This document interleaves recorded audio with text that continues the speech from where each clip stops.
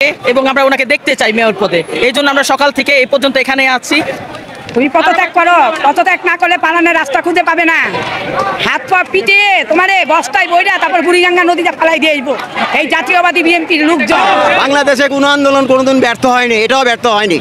Interim সরকারের অধীনে যারা আছেন, এই সরকার সহ তারা বিভিন্ন সময় তালবাহানার মাধ্যমে তারা প্রমাণ করতেছেন যে তারাও এই দেশে বৈষম্য কায়েমের জন্য একটা চেষ্টা করছেন।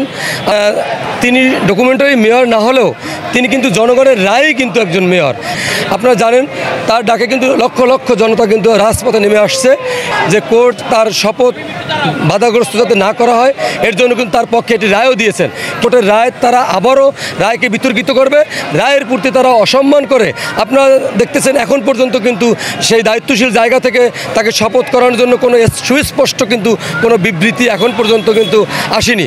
এই ইন্টারিম সরকারের যে দুইজন উপদেষ্টা আছেন তারা তাদের দলীয়করণের মাধ্যমে তারা প্রমাণ করছেন যে জুলাই ছাত্র গণ অভ্যুত্থানের মাধ্যমে আমরা যে সাম্য মানবিক বাংলাদেশ বা বৈষম্যহীন বাংলাদেশ বিনির্মাণ করতে চাচ্ছি, আমরা রক্ত জড়িয়েছি, সেটা কিন্তু তারা সেই রক্তের উপর দাঁড়িয়ে কিন্তু আজকের এই ইন্টারিম সরকার তারা কিন্তু ওই চেয়ারে অধিষ্ঠিত হয়েছেন। কিন্তু তারা ওই চেয়ারে অধিষ্ঠিত হয়ে ওই চেয়ারে বসে কিন্তু তারা আমরা দেখতেছি তারা কিন্তু বৈষম্যমূলক আচরণ করছে। যেহেতু আজকে কোর্টের রায় দিয়েছে, এর আগেও কোর্টের রায় হয়েছে, তো আসলে কোর্টের বিষয় না। স্বৈরাচার সরকার যেমন 17 বছর কোর্টকে তাদের পেটিকোট বানিয়ে নিয়েছিল, এই ইন্টারিম সরকারও সেই দিকেই যাচ্ছে।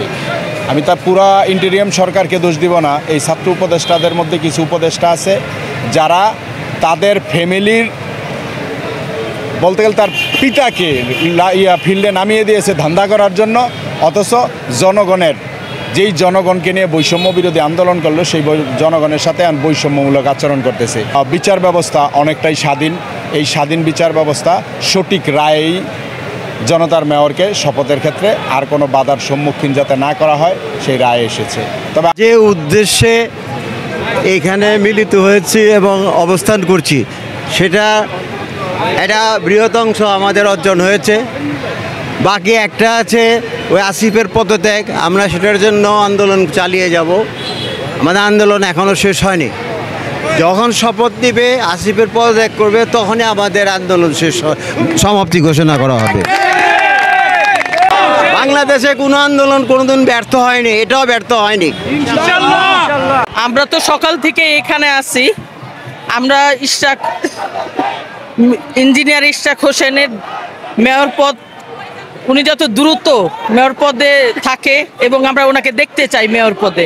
এই জন্য আমরা সকাল থেকে এই পর্যন্ত এখানে আছি। ইনশাল্লাহ সত্যের জয় হবেই।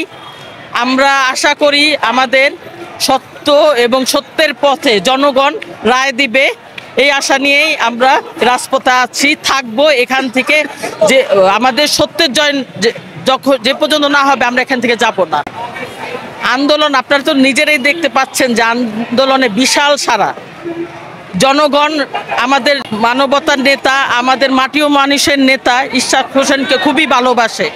দক্ষিণের নেতা, ওনাকে খুবই ভালোবাসে। আপনারা নিজেরাই দেখতে পাচ্ছেন ওনার জনপ্রিয়তা কত। আমাদের দাবি আমরা আসিফের পদত্যাগ চাই, এইটা হলো আমাদের দাবি। আর জনতার মেয়র আমাদের ইঞ্জিনিয়ার ইশরাক হোসেন, জনতার মেয়র। তার বাবা ঢাকা সিটি, পুরা বাংলাদেশের ঢাকা সিটি ইতিহাস গ্যারেলের যুদ্ধর ছেলে, সাদেক হোসেন খোকার ছেলে, বীর মুক্তি ইশরাক হোসেন, ইঞ্জিনিয়ার ইশরাক হোসেন। তার সাথে আসিফ নজরুল কি, সে কে? কোথায় ইশরাক আর কোথায় আসিফ নজরুল? আসিফ নজরুলেরা জানতে চাই তুমি কে, কোথার থেকে এসেছ? তুমি পদত্যাগ করো, পদত্যাগ না করলে পালানোর রাস্তা খুঁজে পাবে না।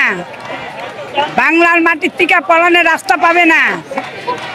হাত পা পিটে তোমারে বস্তায় বইরা তারপর বুড়িগঙ্গা নদীতে ফালাই দিয়ে আসবো এই জাতীয়বাদী বিএনপির লোকজন। এই দেশের স্বৈরাচার হাসিনারে এই দেশের থেকে বিদায় করতে পারছি আমরা জাতীয়তাবাদী দল। তুমি আসিফ, তোমার হাত পা পিটানোর আগে তুমি পদত্যাগ করো। আমাদের মাননীয় ইশরাক জনতার মেয়র, তাকে পূর্ণবহল করে তাদের শপথ করে তাদের নগর ভবন বসার বাস্তবায়ন করেন।